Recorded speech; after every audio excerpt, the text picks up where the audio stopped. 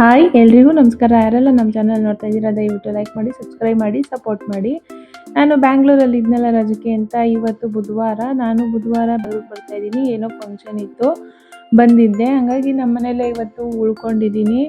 ಮತ್ತೆ ಬೆಂಗಳೂರಿಗೆ ಹೋಗೋಣ ಅಂದ್ಕೊಂಡಿದ್ದೀನಿ. ಯಾಕೆಂದರೆ ಇವ್ರಿಗೆ ಸ್ವಿಮ್ಮಿಂಗ್ ಎಲ್ಲ ಸ್ವಲ್ಪ ಪ್ರಾಕ್ಟೀಸ್ ಆಗಲಿ ಅಂತ ಮಕ್ಕಳಿಗೆ. ಈಗ ಇಲ್ಲಿ ಇವರು ಡ್ಯಾನ್ಸ್ ಎಲ್ಲ ಮಾಡ್ಕೊಂಡು ಅವ್ರ ಅಪ್ಪನ ಜೊತೆ ಎಂಜಾಯ್ ಮಾಡ್ತಾಯಿದ್ರು. ಫಂಕ್ಷನ್ ಮುಗಿಸ್ಕೊಂಡು ಮನೆಗೆ ಬಂದಿದ್ದು. ನೈಟು ಡಿನ್ನರ್ಗೆ ಏನಾದರೂ ಸ್ಪೆಷಲಾಗಿ ಮಾಡೋಣ, ಅವತ್ತಿಂದ ಇವರು ಹೋಟ್ಲಲ್ಲಿ ತಿಂದು ಸಾಕಾಗಿರ್ತಾರೆ ಅಂದ್ಬಿಟ್ಟು ನಾನಿಲ್ಲಿ ಚಿಕನ್ ಗ್ರೇವಿನ ಮಾಡ್ತಾಯಿದ್ದೀನಿ. 1 kg ಚಿಕನ್ ತರಿಸ್ಬಿಟ್ಟು 1 kg ಗ್ರೇವಿಗೆ ಏನೇನು ಬೇಕು ಅಂತ ಇಲ್ಲಿ ತೋರಿಸ್ತಾ ಇದ್ದೀನಿ ನೋಡಿ. ಈರುಳ್ಳಿನ ಹಾಕ್ಕೊಂಡು ಹುರಿತಾ ಇದ್ದೀನಿ. ಇಲ್ಲಿ 2 ಈರುಳ್ಳಿ ಕಟ್ ಮಾಡಿ ಹಾಕ್ಕೊಂಡಿದ್ದೀನಿ, ಚಿಕ್ಕದು. ಒಂದು ಹಸಿಮೆಣ್ಸಿನ್ಕಾಯಿ ಹಾಕ್ಕೊಂಡಿದ್ದೀನಿ. ಇದು ಫಾಸ್ಟಾಗಿ ಮಾಡೋ ಅಂಥದ್ದು. ಇದಕ್ಕೆ ಟೈಮ್ ತುಂಬ ಏನು ಹಿಡಿಯಲ್ಲ. ಸ್ವಲ್ಪ ಶುಂಠಿ ಬೆಳ್ಳುಳ್ಳಿ ಪೇಸ್ಟ್ ಒಂದು ಇದ್ಬಿಟ್ರೆ ಸಾಕು, ತುಂಬ ಫಾಸ್ಟಾಗಿ ಆಗಿಬಿಡುತ್ತೆ.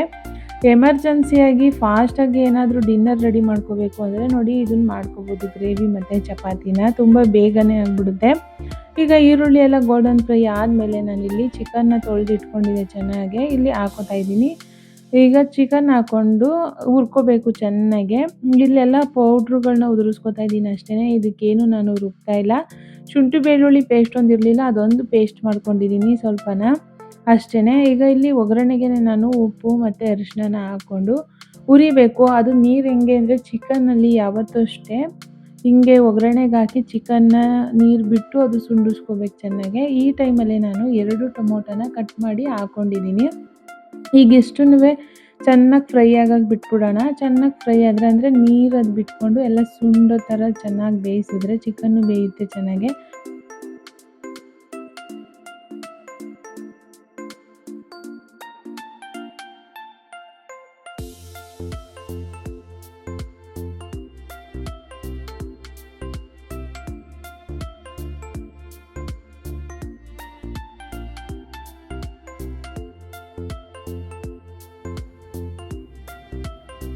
ಈಗ ಇಲ್ಲಿ ನೀವು ನೋಡ್ತಾ ಇರ್ಬೋದು ಚಿಕನಲ್ಲಿ ನೀರೆಲ್ಲ ಬಿಟ್ಕೊಂಡು ಚೆನ್ನಾಗೆ ಸುಂಡಿದೆ ನೋಡಿ. ಇಲ್ಲಿ ಬರೀ ಈಗ ಆಯಿಲ್ ಕಾಣಿಸ್ತಾ ಇದೆ, ಆ ಥರ ನೀರು ಚೆನ್ನಾಗಿ ಸುಂಡಾದ್ಮೇಲೆ ನಾನಿಲ್ಲಿ ಶುಂಠಿ ಬೆಳ್ಳುಳ್ಳಿ ಪೇಸ್ಟ್ನ ಹಾಕೋತಾ ಇದ್ದೀನಿ. ಶುಂಠಿ ಬೆಳ್ಳುಳ್ಳಿ ಪೇಸ್ಟು ಅಷ್ಟೇ ನಾನು ಯಾವಾಗಲೂ ತುಂಬ ಮಾಡಿ ಫ್ರಿಜ್ಜಲ್ಲೆಲ್ಲ ಸ್ಟಾಕ್ ಇಟ್ಕೊಳ್ಳಲ್ಲ. ಸ್ವಲ್ಪ ಅಂದರೆ ಒಂದು ವಾರಕ್ಕಾಗೋಷ್ಟು, ಹಂಗೆ ತಿಂಗಳಗಟ್ಟಲೆ ಏನು ಇಡಲ್ಲ. ಈಗ ಇಲ್ಲಿ ನನ್ನ ಮನೇಲಿ ಏನೂ ಇಟ್ಟಿರಲಿಲ್ಲ, ಈಗ ಬೆಂಗಳೂರಿಗೆ ಹೋಗಿದ್ನಲ್ಲ, ಹಂಗಾಗಿ ಈಗ ಫ್ರೆಶ್ ಆಗಿ ಮಾಡ್ಕೊಂಡಿದ್ದೀನಿ ಸ್ವಲ್ಪ ಶುಂಠಿ ಬೆಳ್ಳುಳ್ಳಿ ಪೇಸ್ಟ್ನ. ಈಗ ಅದನ್ನು 2 ಸ್ಪೂನ್ ಹಾಕ್ಬಿಟ್ಟು ಇಲ್ಲಿ ತಿರುಗಿಸ್ತಾ ಇದ್ದೀನಿ ಚಿಕನ್ನ. ಈಗ ಇದು ಮಸಾಲೆ ಪೌಡ್ರುಗಳನ್ನ ಹಾಕ್ಕೊಳ್ಳೋಣ ಬನ್ನಿ. ಇಲ್ಲಿ ನಾನು ಚಿಲ್ಲಿ ಪೌಡ್ರನ್ನ ಹಾಕ್ಕೋತಾ ಇದ್ದೀನಿ ಖಾರಕ್ಕೆ. ಚಿಲ್ಲಿ ಪೌಡ್ರು ಖಾರ ಎಷ್ಟು ಬೇಕೋ ಅಷ್ಟನ್ನು ಹಾಕ್ಕೊಳ್ಳೋಣ. ಇಲ್ಲಿ ನಮ್ಮ ಮನೆ ಚಿಲ್ಲಿ ಪೌಡ್ರು ತುಂಬ ಖಾರ ಇದೆ, ಹಂಗಾಗಿ ಸ್ವಲ್ಪ ಕಡಿಮೆನೇ ಹಾಕ್ಕೋತಾ ಇದ್ದೀನಿ. ಖಾರ ನೋಡ್ಕೊಂಡು ಹಾಕ್ಕೊಳ್ಳಿ ಎಷ್ಟು ಬೇಕೋ ಅಷ್ಟು. ಈಗ ತುಂಬ ಖಾರ ತಿನ್ನೋರು ಇರ್ತಾರೆ, ಕಡಿಮೆ ತಿನ್ನೋರು ಇರ್ತಾರೆ. ಹಂಗಾಗಿ ನಾನಿಲ್ಲಿ 1 ಸ್ಪೂನ್ ಚಿಲ್ಲಿ ಪೌಡ್ರು, 1 ಸ್ಪೂನು ಧನಿಯಾ ಪೌಡ್ರ್ ಹಾಕ್ಕೊಂಡಿದ್ದೀನಿ.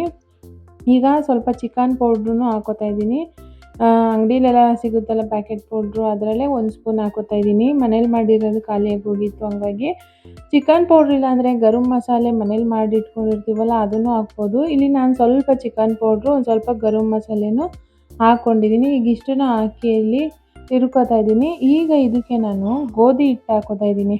ಗ್ರೇವಿ ಜಾಸ್ತಿ ಬೇಕಲ್ಲ ಚಪಾತಿಗೆ, ಹಂಗಾಗಿ ಇಲ್ಲಿ ನಾನು ಮಸಾಲೆ ಎಲ್ಲ ಏನೂ ರುಬ್ಬಿಲ್ಲ, ಪೌಡ್ರು ಬರೀ ಹಾಕ್ಕೊಂಡ್ರೆ ಗ್ರೇವಿ ಆಗೋಲ್ಲ. ಹಂಗಾಗಿ ಇಲ್ಲಿ ಗೋಧಿ ಹಿಟ್ಟು ಹಾಕ್ಕೊಂಡು ನೋಡಿ ತುಂಬಾ ಟೇಸ್ಟು ಚೆನ್ನಾಗಿರುತ್ತೆ ಗ್ರೇವಿ.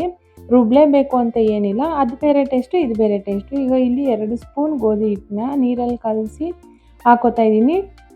ಡೈರೆಕ್ಟಾಗಿ ಹಾಕ್ಕೋಬಾರ್ದು ಗೋಧಿ ಹಿಟ್ಟನ್ನ. ಡೈರೆಕ್ಟಾಗಿ ಹಾಕ್ಕೊಂಡ್ರೆ ಅದು ಗಂಟು ಥರ ಎಲ್ಲ ಆಗಿ ನೀಟಾಗಿ ಬರೋಲ್ಲ. ಸ್ವಲ್ಪ ನೀರಲ್ಲೇ ಕಲಿಸ್ಕೊಂಡು ಆಮೇಲೆ ಹಾಕ್ಕೋಬೇಕು.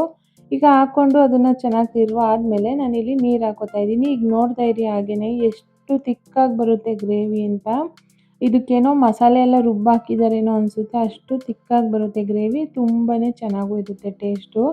ನೋಡ್ತಾ ಇರ್ಬೋದು ನೋಡಿ ಗ್ರೇವಿ ಎಷ್ಟಾಯಿತು ಅಂತ. ಇವಾಗ 2 ಸ್ಪೂನ್ ಅಷ್ಟೇ ಹಾಕಿರೋದು, ನೋಡಿ ಎಷ್ಟು ಗ್ರೇವಿ ಇದೆ ಅಂತ. ಮನೆ ಜನಕ್ಕೆಲ್ಲ ಆಗುತ್ತೆ, 4 ಜನ ಆರಾಮ್ಸೆ ತಿನ್ಬೋದು ಗ್ರೇವಿನ ಚಪಾತಿಗೆ. ಬೇಕಾದ್ರೆ ರೈಸು ತಿನ್ಬೋದು ಇದಕ್ಕೇ. ಟೇಸ್ಟ್ ಮಾತ್ರ ಸೂಪರಾಗಿರುತ್ತೆ. ನಾವೆಲ್ಲ ರುಬ್ಬಾಕಿ ಮಾಡಿರ್ತೀವಲ್ಲ ಅದೇ ಟೇಸ್ಟ್ ಬರುತ್ತೆ, ಸ್ವಲ್ಪ ಚೇಂಜಸ್ ಇದೆ, ಡಿಫ್ರೆಂಟ್ ಟೇಸ್ಟ್ ಇರುತ್ತೆ ಇದೂ. ಮಾತ್ರ ತಿನ್ನೋಕ್ಕೆ ಸೂಪರಾಗಿರುತ್ತೆ. ಈಗ ನೋಡ್ತಾ ಇರ್ಬೋದು ಗ್ರೇವಿ ರೆಡಿ ಆಯಿತು. ಇದಕ್ಕೆ ನಾನು ಚಪಾತಿನ ಮಾಡ್ಕೊಂಡಿದ್ದೀನಿ. ಈಸಿಯಾಗಿ ಫಾಸ್ಟಾಗಿ ಕ್ವಿಕ್ಕಾಗಿ ಆಗಿಬಿಡುತ್ತೆ ಇದು ನಾನು ಬುಧವಾರ ನೈಟ್ಗೆ ಅಂತ ಮಾಡ್ಕೊಂಡಿದ್ದೆ ಊಟಕ್ಕೆ. ಈ ವಿಡಿಯೋ ಬಂದು ಗುರುವಾರ ಬೆಳಗಿನ ವಿಡಿಯೋ. ಈಗ ಬೆಳಗ್ಗೆಗೆ ನಾನು ಹೆಸರು ಕಾಳು ಮತ್ತೆ ಮೆಂತ್ಯ ಕಾಳು ಇದನ್ನ ನೈಟೇ ಉಣ್ಯಾಕೆ ಇಟ್ಕೊಂಡಿದ್ದೆ ಖಾಲಿ ಹೊಟ್ಟೆಲ್ ತಿನ್ನಕ್ಕೆ ಅಂತ. ತುಂಬಾನೇ ಒಳ್ಳೇದಿದು. ನನಗೆ ಸ್ವಲ್ಪ ಹೀಟ್ ಜಾಸ್ತಿ ಆಗಿತ್ತು, ಹಂಗಾಗಿ ಅದನ್ನ ಉಣ್ಯಾಕೆ ಇಟ್ಕೊಂಡು ಬೆಳಗ್ಗೆ ತಿಂದೆ ಅದನ್ನ. ಈಗ ಅದೆಲ್ಲ ಹೆಸರು ಕಾಳು ಮತ್ತೆ ಮೆಂತ್ಯ ತಿಂದಾದ್ಮೇಲೆ ನಾನು ಇಲ್ಲಿ ತಿಂಡಿಗೆ ರೆಡಿ ಮಾಡ್ಕೊತಾ ಇದ್ದೀನಿ. ತಿಂಡಿಗೆ ನಾನು ಇದು ಆರ್ಕದು ಕಿಚಡಿ ಮಾಡೋಣ ಅಂದ್ಬಿಟ್ಟು ಮಾಡ್ತಾ ಇದ್ದೀನಿ. ಆರ್ಕ ಕಿಚಡಿಗೆ ನಾನಿಲ್ಲಿ ಆರ್ಕ ಮತ್ತೆ ಹೆಸರು ಬೇಳೆ ತಗೊಂಡಿದ್ದೀನಿ. ಇದು ಈಗ ತಂಪುನು ಬೇಕಲ್ವಾ ಬಾಡಿಗೆ, ತುಂಬಾ ಹೀಟ್ ಆಗಿರುತ್ತೆ, ಹೆವಿ ಬಿಸಿಲಿದೆ. ಹಂಗಾಗಿ ಸ್ವಲ್ಪ ಹೆಸರು ಕಾಳು ಮತ್ತೆ ಹೆಸರು ಬೇಳೆ ಈ ತರ ಉಪಯೋಗಿಸ್ಕೊಂಡು ಅಡುಗೆ ಮಾಡೋದ್ರಿಂದ ದೇಹನೂ ತಂಪಾಗಿರುತ್ತೆ ಅಂತ ಇಲ್ಲಿ ನಾನು ಮಾಡ್ತಾ ಇದ್ದೀನಿ. ಈಗ ಕಿಚಡಿಗೆ ನಾನು ಏನೇನು ತಗೋಬೇಕು ಅಂತ ಈಗ ಆಲ್ರೆಡಿ ವಿಡಿಯೋದಲ್ಲಿ ತೋರಿಸಿದ್ದೀನಿ. ಈಗ ಇಲ್ಲಿ ಬನ್ನಿ ಒಂದು ಕುಕ್ಕರ್ ಇಟ್ಕೊಂಡು ತುಪ್ಪ ಹಾಕೊಂಡಿದ್ದೀನಿ. ಇಲ್ಲಿ ಡೈರೆಕ್ಟಾಗಿ ಮಾಡ್ಕೊತಾ ಇದ್ದೀನಿ, ಸಪ್ರೇಟ್ ಬೇಯಿಸ್ಕೊಂಡು ಒಗ್ಗರಣೆ ಹಾಕೋದು ತೋರಿಸಿದ್ನಲ್ಲ ಆ ಥರ ಏನಿಲ್ಲ.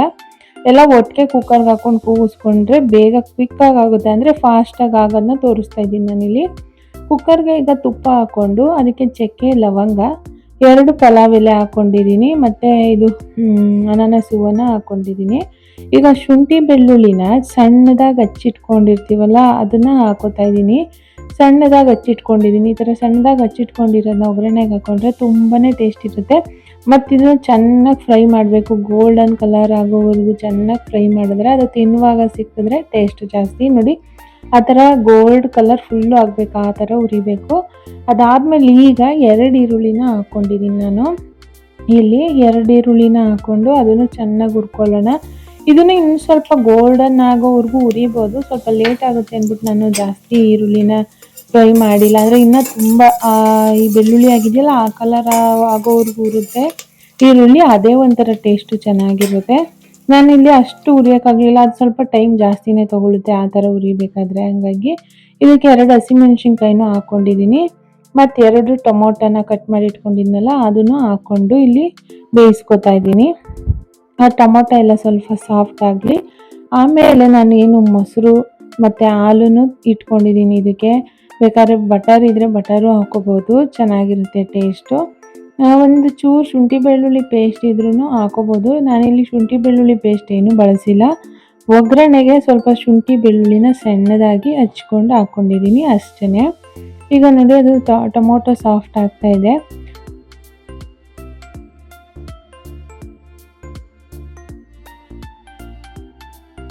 ಈಗ ಟೊಮೊಟೊ ಎಲ್ಲ ಸಾಫ್ಟ್ ಆಗಿದೆ, ಚೆನ್ನಾಗಿ ಬೆಂದಿದೆ ಒಗ್ಗರಣೆಲೆ. ಇವಾಗ ನಾನು ಮಸಾಲೆನ ಹಾಕೋತಾ ಇದ್ದೀನಿ. ಮಸಾಲೆ ಅಂದರೆ ಇದಕ್ಕೆ 1 ಸ್ಪೂನ್ ಅಚ್ಕಾರದ ಪುಡಿ ಹಾಕ್ಕೊಂಡಿದ್ದೀನಿ, ಖಾರಕ್ಕೆ ಎಷ್ಟು ಬೇಕೋ ಅಷ್ಟು. ಹಸಿಮೆಣ್ಸಿನ್ಕಾಯಿನೂ ಹಾಕಿದ್ದೀನಿ, ಆದರೆ 2 ಹಸಿಮೆಣ್ಸಿನ್ಕಾಯಿ, ಹಂಗಾಗಿ ಇಲ್ಲಿ ಅಚ್ಕಾರದ ಪುಡಿನ 1 ಸ್ಪೂನ್ ಹಾಕ್ಕೊಂಡಿದ್ದೀನಿ. ಈಗ ಅರ್ಧ ಸ್ಪೂನಷ್ಟು ಗರಂ ಮಸಾಲೆನ ಹಾಕ್ಕೊಂಡಿದ್ದೀನಿ, 1/4 ಸ್ಪೂನಷ್ಟು ಅರಿಶಿನ ಪುಡಿನ ಇಲ್ಲಿ ಹಾಕ್ಕೊಂಡಿದ್ದೀನಿ. ಹಾಕ್ಕೊಂಡು ಈಗ ಒಗ್ಗರಣೆಲೆ ಚೆನ್ನಾಗಿ ಅದು ಫ್ರೈ ಮಾಡ್ಕೊಬಿಡೋಣ. ಇದೆಲ್ಲ ಸ್ವಲ್ಪ ಗ್ರೇವಿ ಥರ ರೆಡಿ ಆದಮೇಲೆ ನಾನು ಇದನ್ನು ಹಾಕೋದು ಆರ್ಕ ಮತ್ತು ಹೆಸರುಬೇಳೆ ಎಲ್ಲ. ನೋಡಿ ಈಗ ಆಲ್ಮೋಸ್ಟ್ ರೆಡಿ ಆಯಿತು ಇದು. ಒಂದು ಸ್ವಲ್ಪ ಒಗ್ಗರಣೆಯಲ್ಲಿ ಬೇಯ್ಲಿ ಮಸಾಲೆಗಳನ್ನ ಅಂತ ಇಟ್ಕೊಂಡಿದ್ದೀನಿ. ಈ ಟೈಮಲ್ಲಿ ನಾನು ಹಾಲು ಮೊಸರನ್ನ ಹಾಕೋತಾ ಇದ್ದೀನಿ, ಸ್ವಲ್ಪನೇ ಹಾಕ್ಕೊಂಡು ಚೆನ್ನಾಗಿ ಬಾಡಿಸ್ಕೊಳ್ಳೋಣ. ನೋಡಿ ಈಗ ಚೆನ್ನಾಗಿ ಬಾಡಿಸ್ಕೊಂಡಿದ್ದೀನಿ. ಇದಾದಮೇಲೆ ಇವಾಗ ನಾವು ಏನು ಹೆಸರುಬೇಳೆ ಎಲ್ಲ ಇಟ್ಕೊಂಡಿದ್ದೀವಲ್ಲ ಅದು ಹಾಕೋಬೇಕು.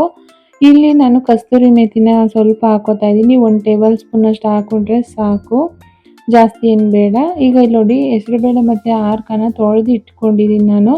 ಈಗ ಇದನ್ನು ಹಾಕೊಳ್ಳೋಣ. ಇಲ್ಲಿ ನಾನು 1 ಕಪ್ ಹೆಸರುಬೇಳೆ 1 ಕಪ್ ಆರ್ಕ ಸಮ ತೊಗೊಂಡಿದ್ದೀನಿ, ಯಾವುದು ಕಡಿಮೆ ತೊಗೊಂಡಿಲ್ಲ, ಒಂದೇ ಸಮ ಇದೆ ಎರಡು ಒಂದೇ ಸಮ ತೊಗೊಂಡ್ಮೇಲೆ ಈಗ ಹಾಕ್ಕೊಂಡು ಒಗ್ಗರಣೆಲಿ ಸ್ವಲ್ಪ ಹುರ್ಕೊಂಡು ಇವಾಗ ಇದಕ್ಕೆ ನೀರು ಸೇರಿಸ್ಕೋಬೇಕಲ್ವಾ. ಯಾವ ಕಪ್ಪಲ್ಲಿ ನಾನು ಹೆಸರುಬೇಳೆ ಮತ್ತು ಆರ್ಕ ತೊಗೊಂಡಿದ್ದೀನೋ ಸೇಮ್ ಕಪ್ಪಲ್ಲಿ 1 ಕಪ್ಗೆ 3 ಕಪ್ ಥರ ಹಾಕ್ತಾಯಿದ್ದೀನಿ ನಾನು. ಈಗ 1 ಕಪ್ ಆರ್ಕ 1 ಕಪ್ ಹೆಸರುಬೇಳೆ ಇದೆಯಲ್ವಾ, ಇದರಲ್ಲಿ 6 ಕಪ್ಪು ನೀರನ್ನ ಹಾಕೋತಾ ಇದ್ದೀನಿ. ಕರೆಕ್ಟಾಗಿ ಆಗುತ್ತೆ, ಕರೆಕ್ಟಾಗಿ ಬೇಯುತ್ತೆ. ಹಂಗಾಗಿ ಅದೇ ಅಳತೆಯಲ್ಲಿ ನಾವು ಹಾಕೊಳ್ಳಿ. ನೀವು ಮನೇಲಿ ಯಾವ ಕಪ್ಪಲ್ಲಿ ಹಾಕೋತೀರೋ ಸೇಮ್ ಅದೇ ಕಪ್ಪಲ್ಲಿ ನೀರನ್ನ ಹಾಕ್ಕೊಳ್ಳಿ.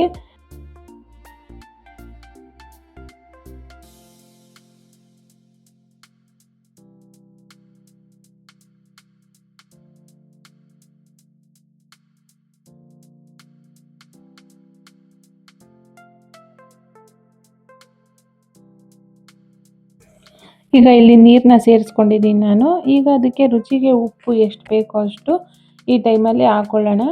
ಇಲ್ಲಿ ರುಚಿ ನೋಡ್ಕೊಂಡು ಹಾಕೋಬೇಕು. ಉಪ್ಪು ಇಷ್ಟೇ ಅಂತ ಹೇಳೋಕ್ಕಾಗಲ್ಲ ಅಲ್ವಾ. ನಮಗೆ ರುಚಿ ಗೊತ್ತಾಗುತ್ತಲ್ವ, ಅಲ್ಲೊಂದ್ಸರಿ ನೋಡಿಕೊಂಡು ಎಷ್ಟು ಬೇಕೋ ಅಷ್ಟು ಉಪ್ಪು ಹಾಕ್ಕೊಂಡ್ರೆ ಆಯಿತು. ಈಗ ಇಲ್ಲಿ ಚೆನ್ನಾಗಿ ಕುದಿ ಬಂದಮೇಲೆ ನಾವು ಲಿಡ್ನ ಕ್ಲೋಸ್ ಮಾಡ್ಕೋಬೇಕು. ಇಲ್ಲಾಂದರೆ ಸ್ವಲ್ಪ ಅದು ಆರ್ಕ ಎಲ್ಲ ಒಂದೇ ತಾವು ಸೇರ್ಕೊಳ್ಳೋ ಚಾನ್ಸಸ್ ಇರುತ್ತೆ. ಹಾಗಾಗಿ ಸ್ವಲ್ಪ ತಿರುಗಿಕೊಂಡು ಈ ಥರ ಕುದಿ ಬಂದಮೇಲೆ ಲಿಡ್ನ ಕ್ಲೋಸ್ ಮಾಡಿಕೊಂಡ್ರೆ ಒಂದೇ ಹದವಾಗಿ ಕರೆಕ್ಟಾಗಿ ಬೇಯುತ್ತೆ. ಲಿಡ್ನ ಕ್ಲೋಸ್ ಮಾಡಿ ನಾನು 2 ಕೂಗನ್ನ ಕೂಗಿಸ್ಕೊತಾ ಇದ್ದೀನಿ. 2 ಕೂಗು ಕೂಗಿಸಿದ್ಮೇಲೆ ಅದು ಸ್ವಲ್ಪ ಗಟ್ಟಿಯಾಗಿರುತ್ತೆ, ಅಂದರೆ ಸ್ವಲ್ಪ ತೆಳು ಬೇಕು ಅನ್ನೋರು ನೀರು ಹಾಕ್ಕೊಂಡು 1-2 ಕುದಿ ಕುದಿಸ್ಕೋಬೇಕು. ಆಮೇಲೆ ಅದಕ್ಕೆ ಸ್ವಲ್ಪ ಮೊಸರು ಬಜ್ಜಿನ ಮಾಡಿಕೊಂಡ್ರೆ ತುಂಬಾ ಟೇಸ್ಟಿ ಇರುತ್ತೆ. ಅದ್ರ ಜೊತೆ ಕಾಂಬಿನೇಷನು ನನಗಂತೂ ತುಂಬ ಇಷ್ಟ. ಈ ಥರ ಮಾಡ್ಕೊಂಡು ತಿಂದು ನೋಡಿ ಒಂದ್ಸರಿ, ಚೆನ್ನಾಗಿರುತ್ತೆ. ಇಲ್ಲಿ ನಾನು ಇವಾಗ ಚಟ್ನಿ ಪೌಡ್ರಿಗೆ ರೆಡಿ ಮಾಡ್ಕೊತಾ ಇದ್ದೀನಿ. ನೋಡಿ, ಚಟ್ನಿ ಪೌಡ್ರಿಗೆ ಅಂದರೆ ಕಡಲೆಕಾಯಿ ಚಟ್ನಿ ಪೌಡ್ರ್ ಮಾಡೋಣ ಅಂತ. ಕಡಲೆಕಾಯಿ ಚಟ್ನಿ ಪೌಡ್ರಿಗೆ ಇಲ್ಲಿ ನಾನು 1 ಕಪ್ ಆಗೋಷ್ಟು ಕಡಲೆ ಬೀಜನ ತೊಗೋತಾ ಇದ್ದೀನಿ. ಕಡಲೆ ಬೀಜ ಹಾಕ್ಕೊಂಡು ಹುರ್ಕೋಬೇಕು ಚೆನ್ನಾಗೆ. ಸಣ್ಣ ಉರಿಲಿ ನಾನಿಲ್ಲಿ ಹುರಿತಾ ಇದ್ದೀನಿ. ಚಟ್ನಿ ಪೌಡ್ರ್ ಏನಕ್ಕಪ್ಪ ಅಂದರೆ ನಾನು ಮತ್ತೆ ಬೆಂಗಳೂರಿಗೆ ಹೋಗ್ತೀನಲ್ವ, ಹಂಗಾಗಿ ಅವ್ರಿಗೆ ಸ್ವಲ್ಪ, ನನ್ನ ಹಸ್ಬೆಂಡ್ಗೆ ಹೊರಗಡೆ ಹೋಟ್ಲಲ್ಲಿ ಊಟ ಮಾಡೋದು ಅಂದರೆ ಅಷ್ಟು ಇಷ್ಟ ಆಗಲ್ಲ. ಆದಷ್ಟು ಅವರು ಮನೆಯಲ್ಲಿ ಊಟ ಮಾಡೋಕ್ಕೆ ಇಷ್ಟಪಡ್ತಾರೆ. ಹಂಗಾಗಿ ಅವ್ರಿಗೆ ಸ್ವಲ್ಪ ಚಟ್ನಿ ಪೌಡ್ರು, ರಸಮ್ಮು, ಚಿಕನ್ ಗೊಜ್ಜು ಎಲ್ಲ ಮಾಡಿ ಇಟ್ಬಿಟ್ರೆ ಅವ್ರು ಸ್ವಲ್ಪ ರೈಸು ಮಾಡ್ಕೋತಾರೆ, ಚಪಾತಿನೂ ಮಾಡ್ಕೋತಾರೆ. ಬೇರೆದೆಲ್ಲ ಮಾಡೋಕ್ಕೆ ಬರಲ್ಲ. ಈಗ ಚಟ್ನಿ ಪೌಡ್ರ್ ಇದ್ದರೆ ರೈಸ್ಗಾರು ಹಾಕ್ಕೋಬೋದು, ಇಲ್ಲ ಚಪಾತಿ ಮಾಡಿಕೊಂಡ್ರೆ ಚಪಾತಿಗೂ ಯೂಸ್ ಆಗುತ್ತಲ್ವ. ಹಂಗಾಗಿ ಚಟ್ನಿ ಪುಡಿನ ಮಾಡ್ತಾಯಿದ್ದೀನಿ. ನೋಡಿ, ಇಲ್ಲಿ ಕಡಲೆ ಬೀಜನ ನಾನು ಹುರ್ಕೊಂಡಿದ್ದೀನಿ. ಈಗ ಕಡಲೆ ಬೀಜನ ಹುರ್ಕೊಂಡು ಒಂದು ಬಾಣಲಿಗೆ ನಾನಿಲ್ಲಿ 1 ಸ್ಪೂನು ಜೀರಿಗೆ, ಅಂದರೆ ಒಂದೇ 1 ಸ್ಪೂನು ಎಣ್ಣೆ ಹಾಕ್ಕೊಂಡು 1 ಸ್ಪೂನಷ್ಟು ಜೀರಿಗೆನ ಹಾಕ್ಕೊಂಡು ಹುರಿತಾ ಇದ್ದೀನಿ. ಈಗ ಜೀರಿಗೆ ಆದಮೇಲೆ ಇದಕ್ಕೆ ನಾನು ಬೆಳ್ಳುಳ್ಳಿನ ಬಿಡಿಸಿ ಎಲ್ಲ ಸಿಪ್ಪೆ ಬಿಡಿಸಿ ಇಟ್ಕೊಂಡಿದ್ದೀನಿ. ಒಂದು 20 ಎಸ್ಳು ಹಾಕ್ಕೊಂಡ್ರೆ ಸಾಕು. ನೋಡಿ, ಇಲ್ಲಿ ಎಲ್ಲ ಬಿಡಿಸಿ ಇಟ್ಕೊಂಡಿದ್ದೀನಿ. ಈಗ ಅದನ್ನು ಹಾಕ್ಕೊಂಡು ಸ್ವಲ್ಪ ಎಣ್ಣೆಯಲ್ಲಿ ಫ್ರೈ ಮಾಡ್ಕೊಳ್ಳೋಣ.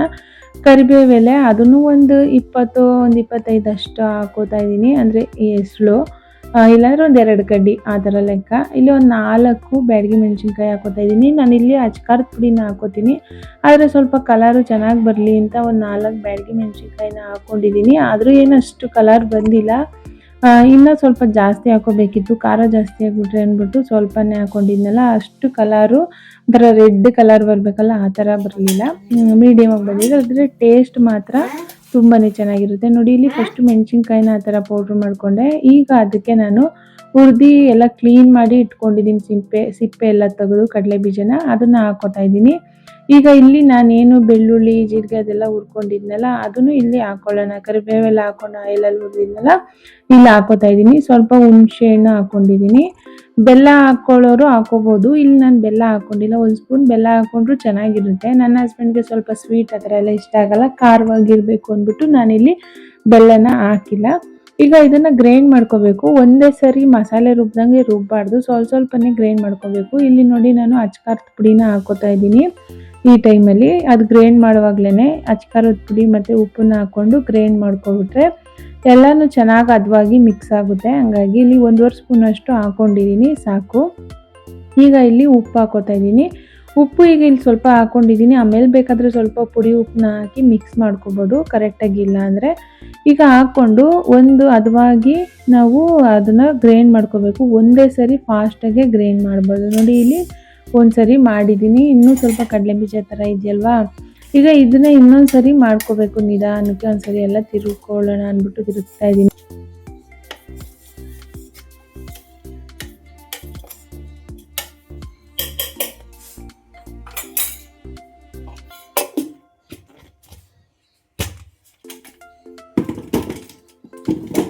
ನೋಡ್ತಾ ಇರ್ಬೋದು, ಇವಾಗ ಪರ್ಫೆಕ್ಟಾಗಿ ಆಗಿದೆ ಚಟ್ನಿ ಪೌಡ್ರು. ನೋಡಿ, ಈ ಥರ ಒಂದ್ಸರಿ ಮಾಡಿ ತುಂಬಾ ಟೇಸ್ಟಾಗಿರುತ್ತೆ. ಚಪಾತಿಗೆ, ಬಿಸಿ ಅನ್ನಕ್ಕೆ ಇದು ಚಟ್ನಿ ಪೌಡ್ರ್ ಹಾಕ್ಕೊಂಡು ತುಪ್ಪ ಹಾಕ್ಕೊಂಡು ತಿಂತಾಯಿದ್ರೆ ಅದು ತುಂಬ ಚೆನ್ನಾಗಿರುತ್ತೆ. ಚಪಾತಿ, ರೊಟ್ಟಿ ಎಲ್ಲದಕ್ಕೂ ಹಾಕೋಬೋದು. ನಾನು ಇದನ್ನು ಗಾಜಿನ ಬಾಟ್ಲಲ್ಲಿ ಸ್ಟೋರ್ ಮಾಡಿ ಇಟ್ಕೋತಾ ಇದ್ದೀನಿ. ಗಾಜಿನ ಬಾಟ್ಲಲ್ಲಿ ಹಾಕಿಟ್ಕೊಂಡ್ರೆ ಒಳ್ಳೆಯದು. ನೋಡಿ, ಈ ಥರ ಸ್ಟೋರ್ ಮಾಡಿ ಇಟ್ಕೋತಾ ಇದ್ದೀನಿ. ಹೊರ್ಗಡೆನೇ ಇಡ್ಬೋದು, ಏನೂ ಆಗೋಲ್ಲ. ಒಂದು 15 ದಿನ, ತಿಂಗಳವರೆಗೂ. ಇನ್ನೂ ಜಾಸ್ತಿ ದಿನ ಇಡ್ತೀವಿ ಅಂದರೆ ಫ್ರಿಜ್ಜಲ್ಲಿ ಇಟ್ಕೋಬೇಕು. ಮತ್ತು ಇಲ್ಲಿ ನಾನು ರಸಮ್ ಮಾಡ್ಕೊಳ್ಳೋಣ ಅಂದ್ಬಿಟ್ಟು ಬೇಳೆ ಮತ್ತು ಟೊಮೊಟೊನ ಬೇಯಿಸಿಟ್ಕೊಂಡಿದ್ದೀನಿ. ರಸಮ್ ಮಾಡಿ ಇಟ್ಬಿಡೋಣ, ಅದೂ ಇರುತ್ತೆ 1 ಡೇಸ್ 2 ಡೇಸು, ಒಂದು ವಾರನೂ ಇರುತ್ತೆ. ಬಟ್ ಯಾವಾಗಲೂ ಅದನ್ನೇ ತಿನ್ನೋಕ್ಕಾಗಲ್ವಲ್ಲ, ಹಂಗಾಗಿ ಒಂದು 2 ಡೇಸ್ ಆದರೂ ಯೂಸ್ ಆಗುತ್ತೆ ಅಂದ್ಬಿಟ್ಟು ಮಾಡ್ತಾಯಿದ್ದೀನಿ. ಸ್ವಲ್ಪನೇ ಮಾಡ್ತಾಯಿದ್ದೀನಿ.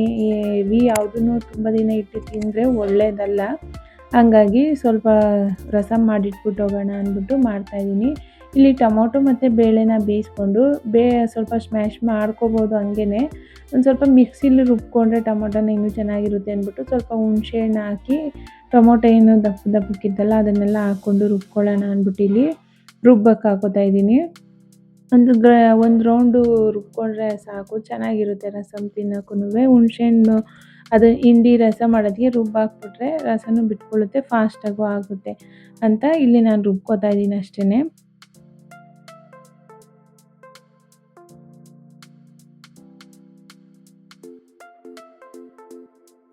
ಈಗ ರಸಮ್ಗೆಲ್ಲ ರುಬ್ಬಿ ರೆಡಿ ಮಾಡಿಕೊಂಡೆ.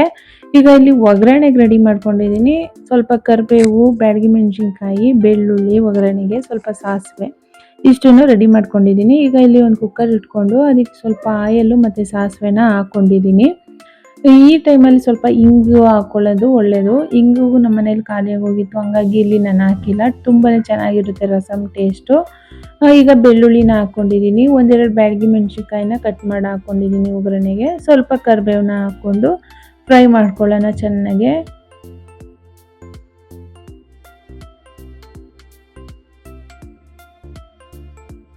ಈಗ ಒಗ್ಗರಣೆಲಿ ಚೆನ್ನಾಗಿ ಫ್ರೈ ಆಗಿದೆ ಬೆಳ್ಳುಳ್ಳಿ ಮೆಣಸಿನ್ಕಾಯಿ ಎಲ್ಲ. ಇವಾಗ ನಾನು ರುಬ್ಬಿಟ್ಕೊಂಡಿದ್ದೀನಲ್ಲ, ಬೇಳೆ ಬೇಯಿಸಿ ಎಲ್ಲ ಇಟ್ಕೊಂಡಿದ್ನಲ್ಲ, ಅದನ್ನು ಇಲ್ಲಿ ಸೇರಿಸ್ಕೊತಾ ಇದ್ದೀನಿ. ಸೇರಿಸ್ಕೊಂಡು ಈಗ ಅದಕ್ಕೆ ಉಪ್ಪು ಮತ್ತು ಅದಕ್ಕೆ ರಸಮ್ ಪೌಡ್ರನ್ನ ಹಾಕೊಂಡ್ರಾಯ್ತು. ರಸಮ್ ಪೌಡ್ರು ನಾನು ಮನೆಯಲ್ಲೇ ಮಾಡಿ ಇಟ್ಕೊಂಡಿದ್ದೀನಿ, ಅದನ್ನು ಇಲ್ಲಿ ಹಾಕೋತಾ ಇದ್ದೀನಿ. ನನಗೆ ಎಷ್ಟು ಬೇಕೋ ಅಷ್ಟು ನಾವು ಆಲ್ರೆಡಿ ಮನೆಯಲ್ಲೇ ಮಾಡಿ ಇಟ್ಕೊಂಡಿರ್ತೀನಿ ರಸಮ್ ಪೌಡ್ರು. ಆ ರಸಮ್ ಪೌಡ್ರನ್ನ ಯಾವಾಗಲಾದರೂ ಒಂದ್ಸರಿ ತೋರಿಸ್ತೀನಿ. ಅದನ್ನೇ ಇಲ್ಲಿ ಹಾಕ್ಕೊಂಡಿದ್ದೀನಿ ರಸಮ್ ಪೌಡ್ರನ್ನ.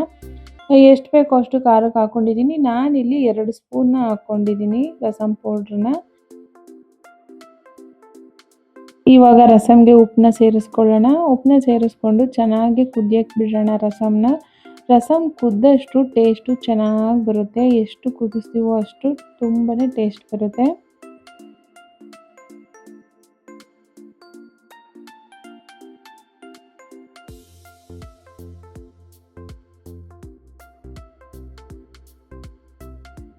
ನೋಡ್ತಾ ಇರ್ಬೋದು ಇಲ್ಲಿ ರಸಮ್ ಎಷ್ಟು ಚೆನ್ನಾಗಿ ಕುದಿ ಬಂದಿದೆ. ಇನ್ನು ಸ್ವಲ್ಪ ಕುದೀಲಿ. ಈ ಟೈಮಲ್ಲಿ ಸ್ವಲ್ಪ ಕೊತ್ತಂಬರಿ ಸೊಪ್ಪನ್ನ ಹಾಕ್ಕೊಂಡ್ರೆ ರಸಮು ರೆಡಿ ಆಯಿತು. ಇಲ್ಲಿ ನಾನು ಕೊತ್ತಂಬರಿ ಸೊಪ್ಪನ್ನ ಹಾಕಿದ್ದೀನಿ, ರಸಮ್ ಫುಲ್ ರೆಡಿ ಆಯಿತು. ಈಗ ಅವರಿಗೋಸ್ಕರ ಎಲ್ಲ ರೆಡಿ ಮಾಡಿ ಇಟ್ಬಿಟ್ಟು ನಾನು ಬೆಂಗಳೂರು ಕಡೆ ಹೊರಟೆ. ಅವ್ರು ಸ್ವಲ್ಪ ಬ್ಯುಸಿ ಇರೋದ್ರಿಂದ ನಾನು ನನ್ನ ಮಕ್ಕಳು ಬಸ್ಸಲ್ಲೇ ಹೊರಟ್ವಿ. ಅವ್ರಿಗೆ ಸ್ವಲ್ಪ ಫ್ಯಾಕ್ಟ್ರಿಲಿ ಕೆಲಸ ಇರೋದ್ರಿಂದ ಬರೋಕ್ಕಾಗಲಿಲ್ಲ ಬಿಡೋಕ್ಕೆ. ಹಾಗಾಗಿ ನಾನೇ ಬೆಂಗಳೂರಿಗೆ ಹೋದೆ ಹುಡುಗರನ್ನ ಕರ್ಕೊಂಡು ಬಸ್ಸಲ್ಲಿ.